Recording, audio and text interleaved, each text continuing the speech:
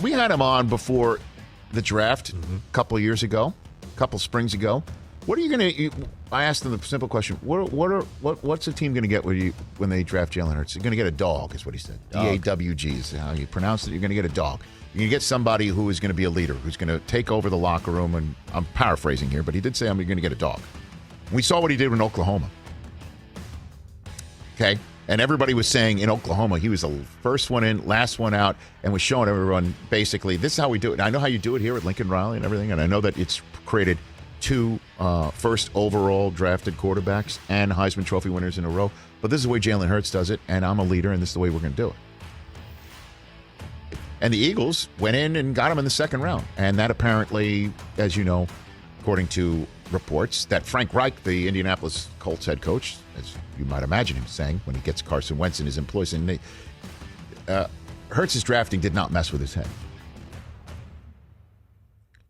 Sure sounds like it did.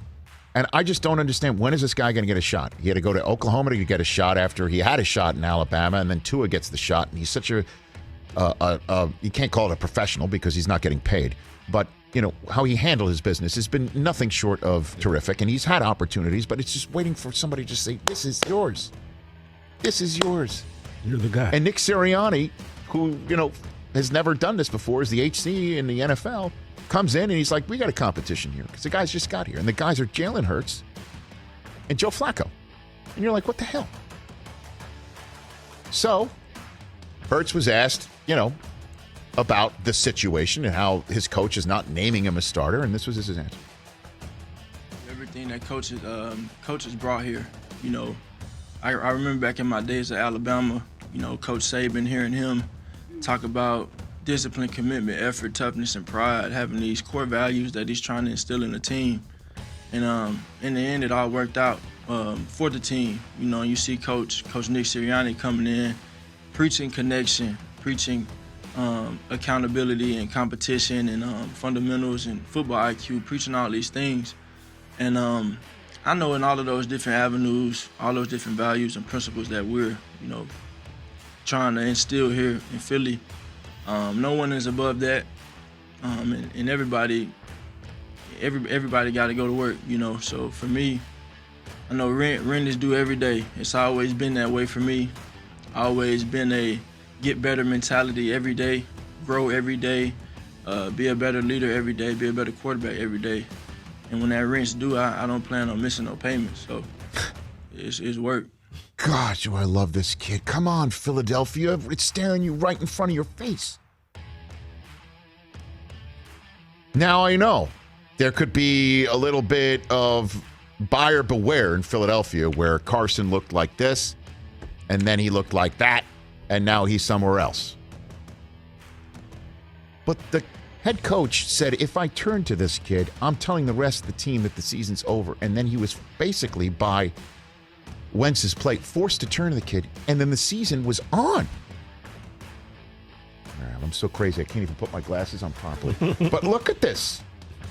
I'll explain it to you. I know I just did a Del Tufo pointing to something you can't see, saying, look at this. He comes in Green Bay, in the middle of Green Bay, and he tried to make chicken salad out of a game that they eventually lost. But then his first start next week, home for against New Orleans. And you know New Orleans was no joke.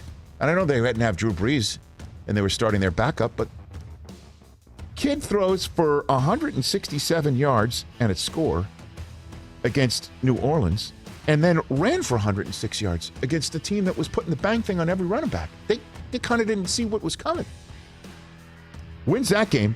They lose the next game at Arizona. If you remember, that game was lit. Him, Hurts, and his predecessor at Oklahoma, Kyler Murray, just doing all sorts of battle.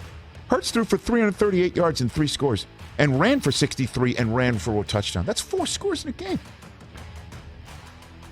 Lost to Dallas, but he had 342 yards in that game, 2 interceptions, a touchdown, ran for 69 yards, and we all know what happened in week 17 where he was removed from the game and the entire tenor changed. What are we doing here? Right?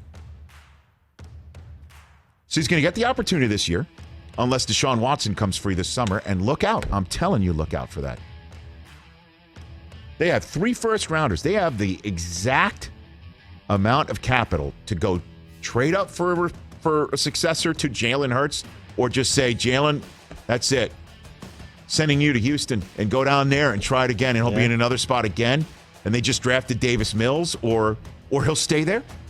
Hey, because we need you. First 4 weeks of the season, 6, 8 weeks of the season. It'll be. And then Jalen Hurts will be just a seat warmer, which would be par for his course. Yeah, but that's total speculation. That's wild speculation.